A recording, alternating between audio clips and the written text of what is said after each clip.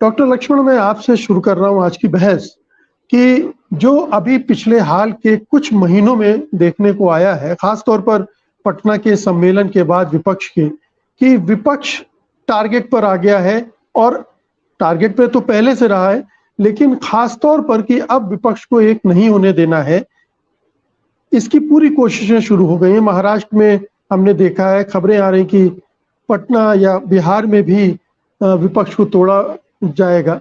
आपको क्या लगता है कि क्या मोदी जी एक तो इतने घबरा गए हैं इस विपक्षी एकता से, उन पर उनका आत्मविश्वास डोल गया है, या वो इस संभावना को खत्म कर देना चाहते हैं कि विपक्ष एक हो और उन्हें उनके लिए कोई बड़ी चुनौती खड़ा कर पाए? जी, बहुत शुक्रिया मुकेश जी इस बातचीत में शामिल करने के लिए। अब मोदी जी के लिए कोई कहे आज के समय में कि वो घबरा गए हैं, तो इस देश में बहुत बड़ा तबका ये है, वो मानेगा कि नहीं नहीं ऐसा हो नहीं सकता। वो तो अवतारी पुरुष हैं। बहुत सारी चीज़ें समाज में, गांव में जब हम जाते हैं, एक बौद्धिक खेमे और पढ़े लिखे लोगों के दायरे से बाहर जब हम जाते हैं, तो हमें ये देखने मिलता है कि जो मोदी जी रूस और यूक्रेन का युद्ध रुकवा सकते हैं, जो मोदी जी पूरी दुनिया में भारत जो गुमनाम था उसे शान और शोहरत दिला सकते हैं, जो मोदी जी देश में 70 साल में कुछ नहीं हुआ था वो सब कुछ कर सकते हैं, वो डर नहीं सकते। ये एक सच्चाई है, एक खास किस्म का ये विमर्श बनाया गया है। मगर इस स्याह पर्दे को अगर थोड़ा सा उतारा जाए तो मुझे लगता है कि वास्तविक मूल्यांकन ये साबित कर रहा है कि हाँ, डर लग रहा है, क्योंकि झूठ पर बनाई इमारत सच्चाई आंकड़ों में होती है, परिणामों में होती है, रणनीति में होती है, और इवेंट मैनेज करके आप बहुत दिन तक अपनी छवि को निडर, या वो जो आप बहुत सोच समझकर देश के सदन में जब बोलते हैं कि एक अकेला सब पर भारी पड़ रहा है, ये डर वहीं से देख रहा था।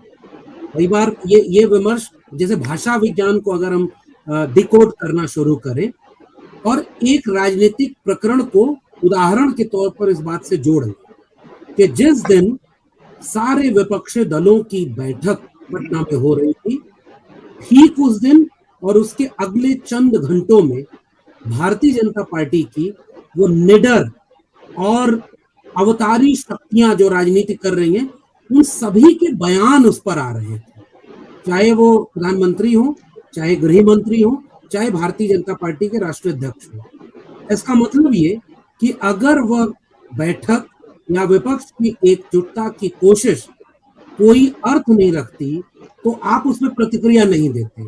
नंबर एक, भाषा जो थी उस प्रतिक्रिया की, उसमें ये दिखा रहा था कि ये कुछ कर नहीं सकते। इसमें भाषा विज्ञान ये भी कहता है, जब हम उसके विखंडन उसको करें तो ये दिखता है कि इसका मतलब मन के एक कोने में उसका अर्थ ये चला गया है कि इसका मतलब कुछ यहाँ से गुंजाइश,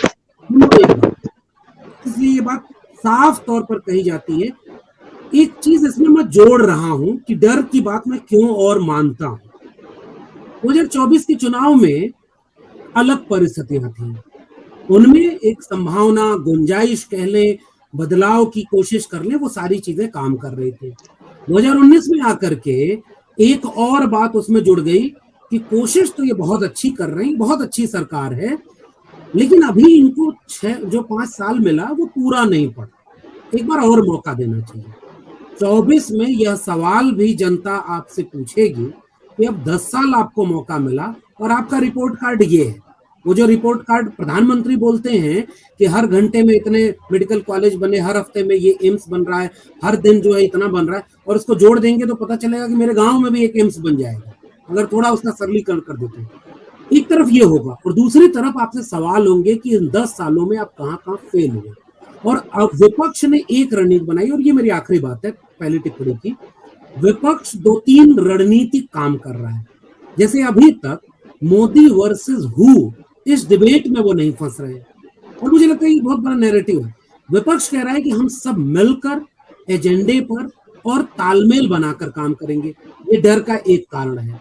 दूसरा कारण, कोशिश हम ये करेंगे कि एक सीट पर एक प्रतिपक्षी पार्टी का कैंडिडेट हो, इसकी कोशिश करेंगे, और अगर ऐसी कोशिश हुई तो ये जो विभाजन करके, बंटवारा करके 30, 35, 40% पर जाकर आप विजयी हो जाते हैं, मुझे लगता है इसमें चुनौती आएगी। तीसरी और अंतिम बात, कई क्षेत्रीय दल ऐसे हैं जो क्षेत्रीय स्तर पर दो राष्ट्रीय दलों के अलहदा एक मुख्तलिफ जमीन तैयार कर चुके हैं अपनी राजनीति की। कई जगहों पर वो सरकार में है, कई जगहों पर वो प्रमुख विपक्षी दल की भूमिका में है। वे दल अगर कांग्रेस के साथ तालमेल बनता हुआ जो दिख रहा है, कांग्रेस कह रही है कि हम तालमेल बनाने के लिए तैयार हैं, और अगर ये बन गए तो मुझे लगता है कि ये और डर को मजबूत करेगा। तो मुझे लगता है ये बिंदु ऐसे हैं जो बीजेपी के सामने मुश्किल पैदा करेगा। डॉक्टर लक्ष्मण, सम्मेलन होगा विपक्ष का और उधर जाके वो कोई पार्टी टूट जाएगी, उधर दूसरी पार्टी को वो तोड़ देंगे, उसके 4 नेताओं को तोड़ लेंगे। तो जब जो भी विपक्षी दल है वो अपने आप को ही सुरक्षित नहीं कर पा रही है, तो एक बड़ी विपक्षी एकता में शामिल होने की गुंजाइश कैसे बचेगी? लगातार जब हमले होंगे ईडी के, इनकम टैक्स के, सीबीआई के और भी तमाम तरह के हिंदुत्व के हमले, अभी तो बहुत कुछ होना है अगले 6-8 महीने में। तो ये जो इतने प्रचंड हमले हैं, इनको कैसे झेलेगा विपक्ष, जबकि वो लगातार कमजोर उसको किया जा रहा है, तोड़ा फोड़ा जा रहा है।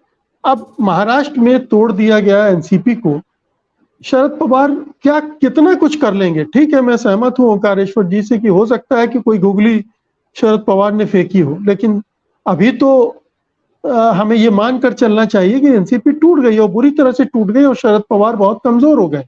जनता क्या रिस्पॉन्ड करेगी हमें पता नहीं, आज की तारीख में स्थिति। जी बिल्कुल ठीक बात है मुकेश जी। अभी जो आपके सवाल की मूल चिंता है कि भाई कोई भी दल है और वो भी इस तरह का दल है जिसके राजनीति के कुछ जो बुनियादी स्तंभ हैं वो भी विभेदकारी हैं, बहुत उनमें कुछ बहुत दूर तक जाने की गुंजाइश नहीं दिखती, तो वो बहुत हथकंडे अपनाता है कि वो अपनी सत्ता को कायम रखे। उनके पास क्या क्या है? उनके पास एक अपना विचार है, जिस विचार का वो कई किस्म से प्रचार करते हैं। मतलब टॉप लीडरशिप की भाषा अलग होगी लेकिन अंडरटोन वही रहेगी, और बाकी नीचे तो फिर पूछना ही नहीं कि वो किस किस रूप में काम करेगा। इस विचार के पीछे पूंजी लगी हुई है, पूंजी से संचालित और नियंत्रित एक बहुत बड़ा हिस्सा है जो उनके लिए काम करता है। तीसरा आयाम तमाम लोकतांत्रिक संस्थानों का है, जिनको विपक्षी दलों पर अभी बाद में आते हैं, पहले उन्होंने किन किन को अपने कब्जे में कर रखा है।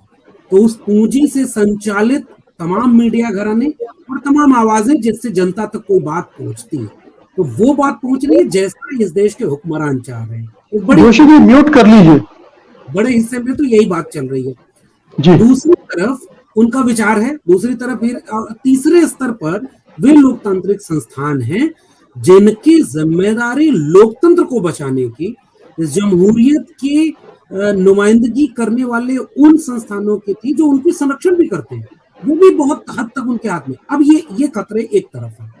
अब ये दूसरा वाला खतरा जो आपके सवाल में है, जो विपक्षी दल हैं उनके लोगों को जेल में डालना। और अभी यही जोड़ दे, आपकी बातचीत बहुत दूर तक जाती है, केवल विपक्षी दलों तक पर ये हमले नहीं है, इस देश के विश्वविद्यालयों में पढ़ने वाले छात्रों, शोधार्थियों, पढ़ाने वाले प्रोफेसरों को इस समय इस मुल्क के निजाम ने जेल में रखा है। 2 साल, 3 साल, 4 साल हो चुके हैं, साबित नहीं है गुनाह, फिर भी वो जेल में, पत्रकार जेल में, बहुत सारी चीजें।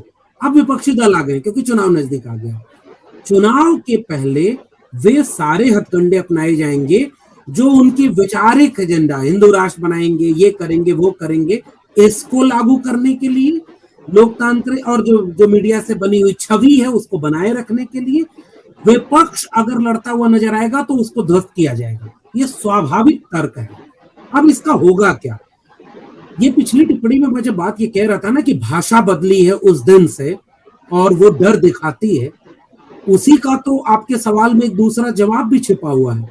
केवल भाषा नहीं बदली, आपको जैसे ही लगा कि जो मजबूत होकर लड़ रहा है उसे भीतर से तोड़ दिया जाए, उनके वोटरों को आपस में तोड़ दिया जाए। मिसाल के तौर पर याद किया जाए 2019 में उत्तर प्रदेश में गठबंधन हुआ, सपा बसपा का गठबंधन। ठीक है वो चुनाव परिणाम उसके मन मुताबिक नहीं आए, उनकी गणना के मुताबिक नहीं आए, लेकिन उस समय क्या हुआ था, ये ईडी सीबीआई ठीक चुनाव के पहले आसपास इतनी सक्रिय क्यों होती है, ताकि अगली बार कोई ऐसा गठबंधन करने के पहले सोचे। गौरी लंकेश, कलबुर्गी, दाभोलकर इसलिए नहीं मार दिए जाते कि इनको मार देंगे तो इस तरह की जो जो इनके विचार है वो मर जाएंगे। मारने वालों को भी पता है कि व्यक्तियों को मारने से विचार नहीं मरते, लेकिन एक खौफ पैदा किया जाता है ताकि अगली बार कोई ऐसा काम करे तो वो डर जाए। तो एक पार्टी का विधायक तोड़ लिया जाएगा, चुनी हुई सरकार गिरा दी जाएगी, पूरी पार्टी खत्म कर दी जाएगी, तो अगली बार कोई सोच भी रहा हो तो वो भी न जाए। ये काम भी किए जाएंगे। और ये बात ठीक है मुकेश जी कि अभी चंद दिनों बाद अब यूसीसी आया है, इसकी बहस चलेगी, फिर राम मंदिर का उद्घाटन होगा, फिर बहुत कुछ होना है। मेरा जवाब यह है कि इनसे लड़ने के लिए विपक्ष के पास क्या है? विपक्ष के पास खोने के लिए कुछ भी नहीं है। ये अभी टिप्पणी आ रही थी ना कि अभी तो भाई देखिए, अभी अगर हम ये कहें कि भाई एक तरफ राहुल गांधी गए तो भाई राहुल गांधी तो वहां बीआरएस से लड़ रहे हैं, और अखिलेश यादव गए कि भाई बीआरएस भी साथ आ जाए। उत्तर प्रदेश में भी तय नहीं है कि अखिलेश और राहुल गांधी का साथ कैसे, मतलब कांग्रेस और सपा का साथ। अभी इस बात पर न जाएं। मैं ये कह रहा हूं कि अभी बहुत कुछ बनेगा, बिगड़ेगा, बैठकें होंगी, कोशिशें होंगी। ये कोशिश करने के अलावा विपक्षी दलों के पास कोई और रास्ते नहीं है। जो इस अभी अरुण जी जब बोल रहे थे, मैं उससे सहमति दर्ज करते हुए कह रहा हूं, ये बात विपक्षी दलों का भविष्य बचाने की नहीं है। विपक्षी दलों का भविष्य भी इसी बात में बचेगा जब इस देश में लोकतंत्र बचेगा, और ये बात विपक्षी दल भी। तो चाहे वो विचारधारा का हमला हो, चाहे वो संस्थाओं को द्वारा, चाहे ईडी सीबीआई ये सब का हमला हो, चाहे उनकी पार्टी तोड़ना हो। और आखिरी टिप्पणी बस एक छोटी सी कर दूं, क्या इस देश के उन लोगों को यह बात नहीं समझ में आ रही कि अगर भारतीय जनता पार्टी और मोदी जी सब कुछ बहुत अच्छा कर रहे हैं तो ये लोकतंत्र को खत्म करने का काम क्यों कर रहे हैं, विपक्ष को खत्म करने का काम क्यों कर रहे हैं? अगर वो सब कुछ बहुत अच्छा कर रहे हैं तो उनको जरूरत क्या थी कोई पार्टी तोड़ देने की? उनको जरूरत क्या है सरकार को गिरा देने की? इसका मतलब ये है कि वो नाकामयाब हैं, लेकिन मैनेजमेंट और ईडी सीबीआई और पार्टी तोड़ने के अलावा उनके पास चारा नहीं है। विपक्ष के पास एकजुट होकर के जनता के एजेंडे पर चुनाव लड़ने के अलावा कोई विकल्प नहीं है। अगर एजेंडे को केंद्र में रख करके अपनी कोई न्यूनतम सहमति पर अधिकतम एका बनाता है तो वो 24 के चुनाव को परिणाम प्रभावित करेगा, वरना तो भाई मोदी जी सर्वशक्तिमान नहीं, 24 के बाद वो अवतार घोषित हो जाएंगे। जी।